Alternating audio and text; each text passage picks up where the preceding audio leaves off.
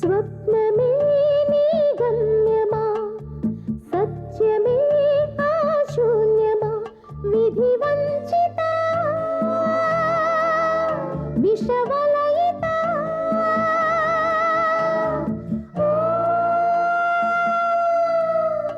అన్వేషిత అన్వేషిత అన్వేషిత.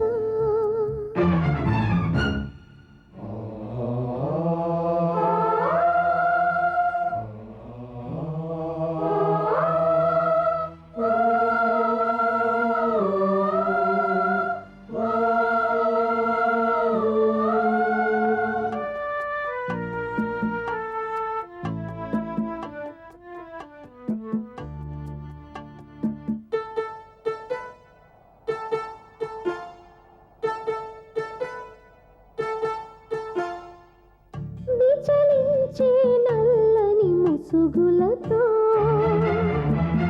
విషమించే అసురుల విసురులతో వలలో చిక్కిన గువ్వలా వరదకు బెదిరిన లేగలా విలవిలలాడుతున్నావు. నీ వేదన తీర్చేవారెవరు? విధి వంచిత విషవలయిత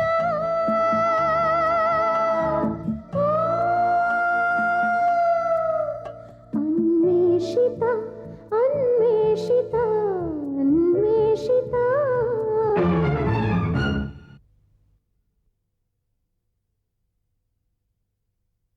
పవన్, ఏంటి స్నిగ్ధ? అరే ఏడుస్తున్నావా? చా ఏంటిది? నా కోసం ఎందుకు ఇంత తాపత్రయపడ్డావు? చచ్చిపోయిన వదిలిపెట్టక మళ్ళీ నన్ను నీ జీవితంలోకి ఎందుకు తీసుకొచ్చావు? ఈ 7 ఏళ్లలో జరిగింది ఏమిటో గుర్తు తెచ్చుకోలేక, నేను కోల్పోయింది ఏమిటో అర్థం చేసుకోలేక, ఈ దుర్భరమైన పరిస్థితి ఏమిటి చెప్పు. నేను నిన్నప్పుడు సుఖపెట్టలేదు, ఇప్పుడు సుఖపెట్టలేకపోతున్నాను. నువ్వు సుఖపెట్టావో లేదో చెప్పాల్సింది నువ్వు కాదు, నేను. చూడు స్నిగ్ధ, ఇందాకే నాకు ప్రామిస్ చేసావు నార్మల్గా ఉంటానని. ఇది మనకు మరో జన్మలాంటిది అనుకో స్నిగ్ధ. ఇక్కడి నుంచే మన జీవితం, మ్యారీడ్ లైఫ్ మొదలవుతుందనుకో. అప్పుడు నీ మనసులోకి ఎటువంటి ఆలోచనలు రావు. పద వెళ్దాం, గెస్ట్లంతా కింద వెయిట్ చేస్తుంటారు. పవన్, అందరూ నన్ను జరిగిన విషయాల గురించి అడుగుతారేమో. ఎవరు అడగరు, అందరూ మన క్లోజ్ సర్కిల్లోని వాళ్లే. ప్రశ్నలు అడిగి నిన్నెవరూ ఇబ్బంది పెట్టరు. నన్ను ఒక పిచ్చిదాన్ని చూసినట్టు చూస్తారేమో. Non sense. మళ్ళీ నువ్వు అందరినీ కలవాలని, హాయిగా అందరితో మాట్లాడాలని ఈ పార్టీ అరేంజ్ చేశాను. పార్టీకి వచ్చిన వాళ్ళంతా హైలీ కల్చర్డ్ పీపుల్. దాదాపు అందరూ నీకు తెలిసిన వాళ్లే. పద, తొందరగా రెడీ అయ్యారా. ఈలోపు నేను వాళ్ళందరినీ రిసీవ్ చేసుకుంటూ ఉంటాను.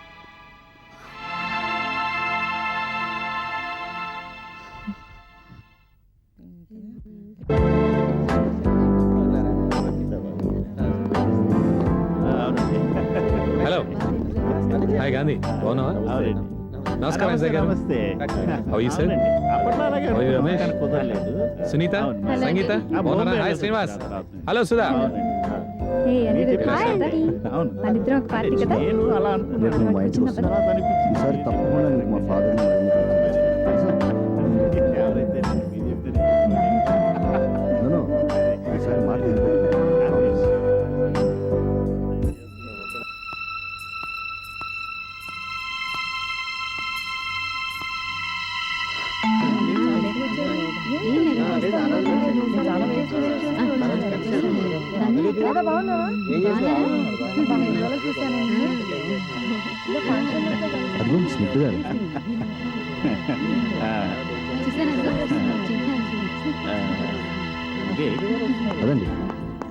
Welcome back Sundara. Hello. Hello. Hi. నమస్కారం అమ్మా, నా పేరు ఐజాక్. మీ ఇంటి పక్కనే ఉంటాను. ఈయన మిస్టర్ వివేక్, జర్నలిస్ట్ అండి. వివేక్, మనం అక్కడ అదే కూల్ డ్రింక్స్.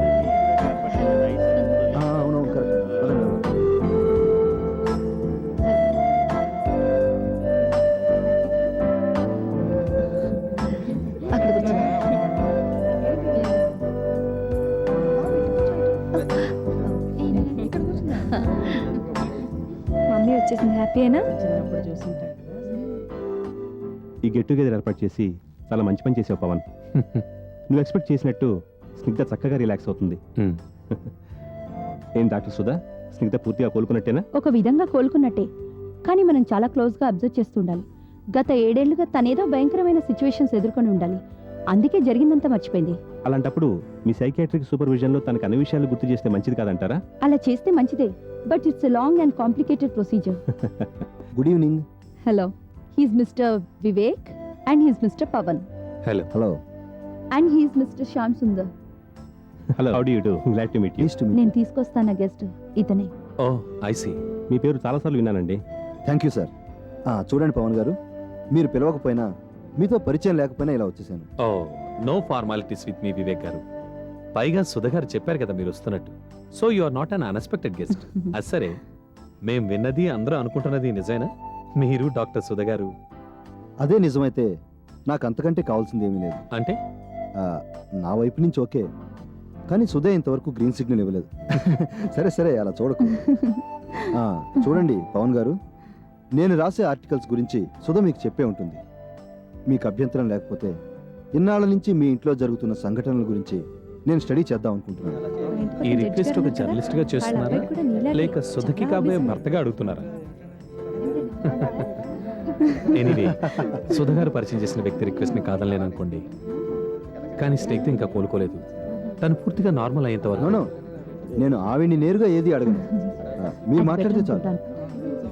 పవన్, నువ్వు ఆ విచ్కల్ట్ వాళ్ళ గురించి ఇన్ఫర్మేషన్ చాలా గ్యాదర్ చేసావు కదా, అది ఇవ్వు. I think that would be better. అవును. నమస్తే, నమస్తే. మీరు నా పేరు ఆత్మ, ప్రొఫెసర్ ఆత్మ. ఓ, నేను మీకు తెలియదులేండి, కానీ నాకు మీరు బాగా తెలుసు స్నిగ్ధ గారు. అంకుల్ ఎక్కడికి వెళ్ళిపోయారు 2 రోజులు? ఎక్కడికి వెళ్ళలేదని ఒంట్లో బాగాలేక హాస్పిటల్లో అడ్మిట్ అయ్యాను. అవును, ఇదేంటి, నీకు కూడా ఒంట్లో బాగాలేదంట కదా? నవ్వై మొదలెట్ అంకుల్, కానీ నేను మీతో చాలా విషయాలు చెప్పాలి. నేను చేసిన అడ్వెంచర్స్ గురించి, యాస్ట్రల్ జర్నీ గురించి. మమ్మీ, ప్రొఫెసర్ అంకుల్ చాలా మంచివారు. మన బెడ్రూమ్లో ఉన్న కబీజ్ని లేకుండా చేశారు. మమ్మీ, ప్రొఫెసర్ అంకుల్ నాకు చాలా విషయాలు నేర్పించారు తెలుసా? నువ్వు చనిపోలేదని, బ్రతికే ఉన్నావని అంకుల్ చెప్పినట్టు చేస్తేనే తెలిసింది. ఇందులో నేను చేసింది ఏమీ లేదు స్నిగ్ధ గారు. పారాసైకాలజీ, మెటాఫిజిక్స్లో రీసెర్చ్ చేస్తున్నాను కాబట్టి ఏవో కొన్ని ప్రయోగాలు నాకు తెలుసు. కానీ మీ అబ్బాయి Anirudh, he's a remarkable bye. తెలివితేటలతో పాటు సైకిక్ పవర్స్ కూడా చాలా ఎక్కువగా ఉన్నాయి అతనికి. గొప్ప గొప్ప వాళ్ళు కూడా సాధించలేని అతి క్లిష్టమైన ప్రక్రియల్ని ఇట్టే పట్టేస్తాడు. We should be proud of him. భవిష్యత్తులో అనిరుద్ సాధించాల్సినవి చాలా ఉన్నాయి. స్నిగ్ధ గారు, మీ అబ్బాయి సామాన్యుడు కాడండి, he's a super boy. Professor Atma, మీరెప్పుడు వచ్చారు? అన్నట్టు మీరు సిటీలో లేరా? ఈ మధ్య 2-3 సార్లు వచ్చారు మీ ఇంటికి. లాక్ చేసింది. నేను ఈ రోజే హాస్పిటల్ నుంచి డిశ్చార్జ్ అయ్యాను Pavan. Is it anything serious? ప్రాణం పోయే పరిస్థితి ఏర్పడింది. But I'm all right now. Oh my God, అసలు ప్రాబ్లం ఏంటండి? పాయిజనింగ్. ఎవరో నన్ను అటాక్ చేసి నాతో బలవంతంగా విషం తాగించారు. 5 గంటల దాకా చీకట్లో రోడ్డు మీద సృహతో పడిపోయాను నేను. దారిని పోయేవాళ్ళు చూసి నన్ను హాస్పిటల్లో చేర్పించారు కాబట్టి సరిపోయింది. అసలు ఎప్పుడు జరిగింది ఇదంతా? మీరు వికారాబాద్ వెళ్ళినప్పుడు అనిరుద్ని డాక్టర్ సుధగారింట్లో ఉంచారు కదా. అవును. అప్పుడు అనిరుద్ మళ్ళీ యాస్ట్రల్ జర్నీకి పూనుకుంటాడనుకుని నేను కొన్ని జాగ్రత్తలు చెప్పడానికి అక్కడికి వెళ్ళాను. కానీ అప్పటికే డాక్టర్ సుధగారు అనిరుద్కి నిద్రమాత్రలు ఇచ్చి నిద్రపుచ్చారు. బట్ యాక్చువల్లీ యాస్ట్రల్ జర్నీకి వెళుతున్నప్పుడు నిద్రమాత్రలు ఇవ్వకూడదు. ఈ మాటే నేను డాక్టర్ సుధగారితో అంటే ఆవిడ కోపగించుకుని నాతో ఘర్షణ పడ్డారు. ఐఎమ్ సో సారీ ప్రొఫెసర్ ఆత్మ. మీరేదో మాకు మేలు చేయాలన్న తలంపుతో అనవసరంగా ప్రాబ్లమ్స్లో పడ్డారు. మనిద్దరి అభిప్రాయాలు కొన్ని విషయాల్లో కలవకపోయినప్పటికీ మీరెప్పటికీ మా శ్రేయోభిలాషి అన్న విషయం నాకు బాగా తెలుసు. అఫ్కోర్స్ అనిరుద్ధికి మీ ప్రయోగాల వల్ల ఏదైనా ప్రమాదం సంభవిస్తుందేమోనని అప్పుడప్పుడు నేను మీతో కొంచెం దురుసుగా మాట్లాడుండొచ్చు. బహుశా అదేవిధంగా డాక్టర్ సుధ కూడా ఆ రోజు అట్లా బిహేవ్ చేసి ఉండొచ్చు. But everything is fine now. మా సమస్యలన్నీ తీరిపోయాయి. స్నిగ్ధ కూడా ఇంటికి తిరిగి వచ్చేసింది. ఓ ప్రొఫెసర్ గారు, ఎక్స్క్యూజ్ మీ, కమిషనర్ గారు వచ్చినట్టున్నారు. స్నిగ్ధ, బబ్లు రండి. Excuse me. ఓకే, ఇప్పుడు చెప్పు అనిరుద్. అంకుల్, మీరు ఇందాక చెప్పింది నిజమే. ఆ రోజు రాత్రి నేను యాస్ట్రల్ జర్నీ చేశాను. మస్తానమ్మతో పాటు వికారాబాద్కి వెళ్ళాను. అక్కడ కూర్చోండి sir.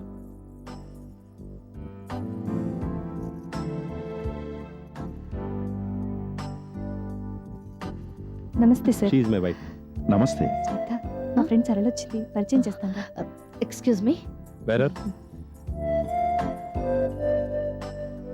Please sir.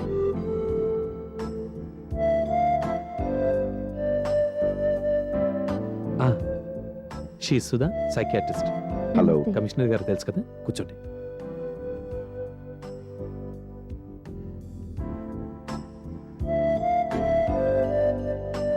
So mister Pavan, all is well that ends well.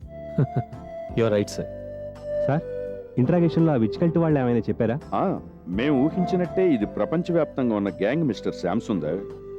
ఇలాంటి వాళ్ళు జర్మనీ, బ్రిటన్, ఫ్రాన్స్లో కూడా ఉన్నారని ఇంటర్పోల్ సమాచారం ఇచ్చింది. మన దేశంలో కొంతమంది ప్రామినెంట్ ఇండస్ట్రియలిస్టులు, పబ్లిక్ ఫిగర్స్ ఈ యాక్టివిటీలో ఉండటంతో పెద్ద స్కాండల్లా తయారైంది.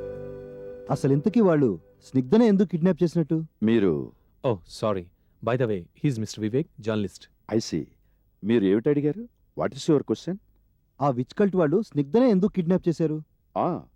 ఈ విచ్కల్ట్ వాళ్ళు కరకింకర అనే విగ్రహానికి పూజలు జరిపేవారట. వాళ్ళ నాయకుడు భీష్తి నాయక్. అతనికేదో పిచ్చి అనుకుంటాను.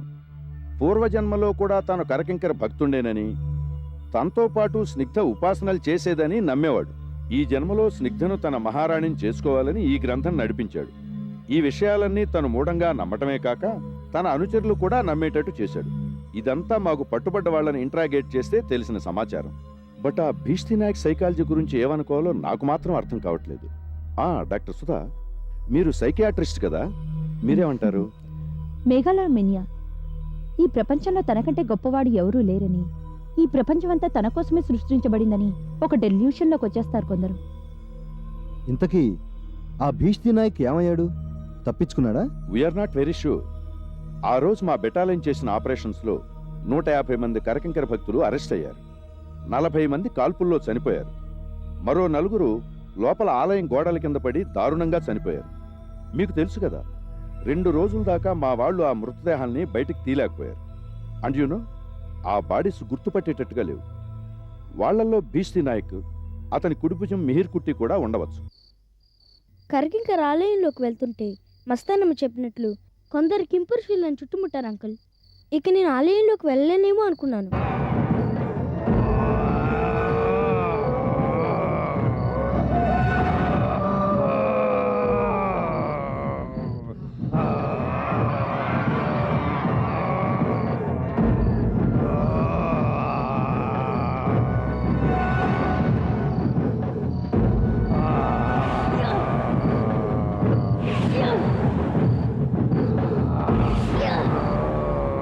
ఆ కింపురుషులను అటాక్ చేస్తున్నప్పుడు బాడీ అంతా ఎవరు సూదులు పెట్టి గుచ్చుతున్నట్టుగా అనిపించింది. కొర్రలతో కొడుతున్నట్టుగా నొప్పెట్టింది.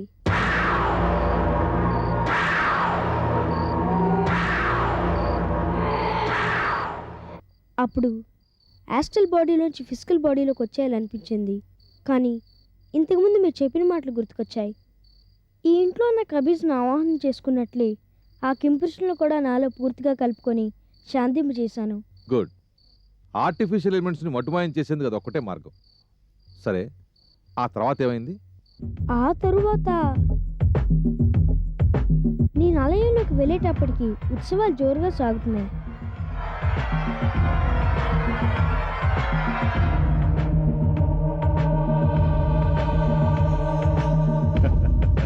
ఆసనం మీద భీష్తి నాయక్ పక్కన కూర్చున్న మమ్మీని చూస్తే నాకు ఏడుపు వచ్చేసింది. మస్తానమ్మ చెప్పినట్లు వారిద్దరి మధ్య అస్త్రశంకిళ్ళు కూడా కనిపించాయి నాకు. యాస్ట్రల్ బాడీలో ఉన్నప్పటికీ నన్ను గుర్తుపట్టేశాడు భీష్తి నాయక్. ఆ తరువాత ఏమైందో నాకు సరిగ్గా గుర్తులేదు అంకుల్. ఎవరో నన్ను పైకి ఎక్కడికో లాక్కెళ్ళిపోతున్నట్టు అనిపించింది. కళ్ళు చెదిరిపోయేట్టు ఏదో మెరిపొచ్చి నా కళ్ళు మూసుకుపోయాయి. అలా ఎంతసేపు ఉన్నానో, ఎటు వెళ్ళానో నాకే తెలీదు. కళ్ళు తెరిచి చూస్తే ఎక్కడో ఆకాశంలో మేఘాల మధ్య భీష్తి నాయక్ కనపడ్డాడు. సూక్ష్మ మండలాధీశులారా,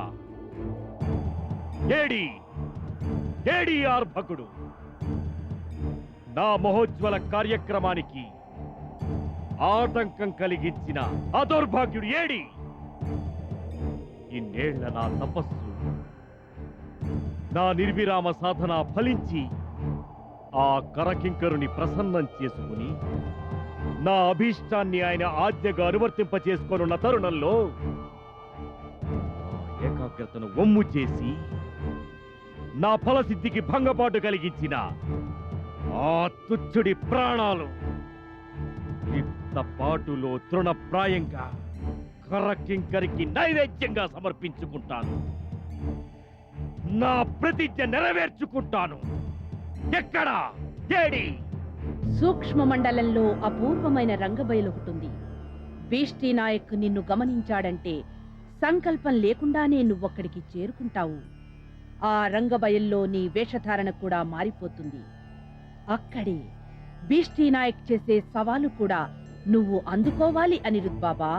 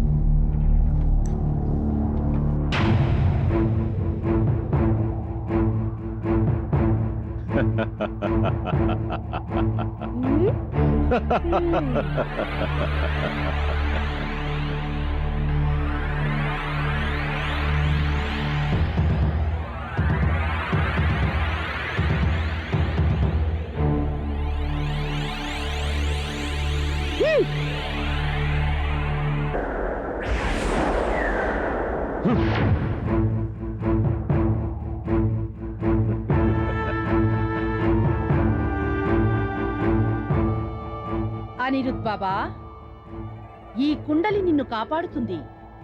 కానీ దీన్ని కేవలం ఒక్కసారి ఉపయోగించవచ్చు. ఇక నిన్ను వదిలిపెట్టేది లేదు. నా మహాయాగానికి ఆటంకం కలిగించిన నీకు తగిన శాస్తి చేస్తాను. కొన్ని జన్మలుగా నన్ను వెంటాడుతూ నా పనులన్నింటికి అడ్డు తగులుతున్న నిన్ను కాల రాస్తాను. మాంత్రికుల్లో అగ్రతస్సరుడైన ఈ భీస్తీ నాయక్ అంటే నీకు భయం లేదా? అర్భక, ప్రాధేయపడు. క్షమించి వదిలేయమని నన్ను వేడుకో. నన్నేం చేసినా పర్వాలేదు, కానీ మా అమ్మను వదిలే నీ అసుర సంఖ్యల నుంచి.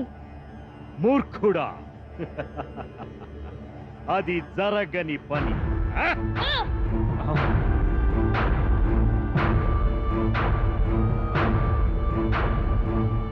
సూక్ష్మ మండలంలో భుజబలంతో పనుండదు అనిరుద్ బాబా.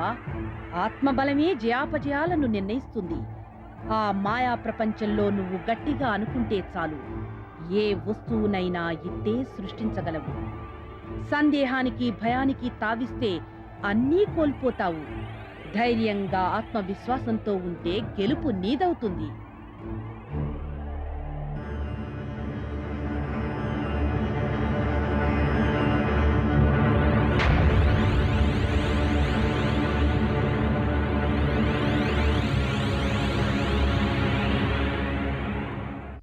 అలా నా చేతిలో కూడా ఖడ్గం ప్రత్యక్షం అవగానే నాకెక్కడ లేని ధైర్యం వచ్చేసింది.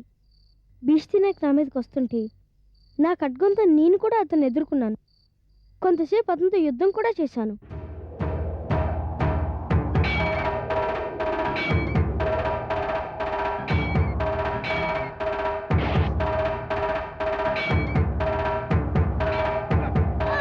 నీ మీద నాకు కోపం లేదు, నీకు ఎటువంటి హాని తలపెట్టాలని లేదు.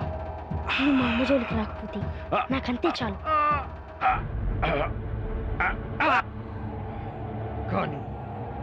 కానీ నాకు నిన్ను సర్వనాశన చెయ్యాలి.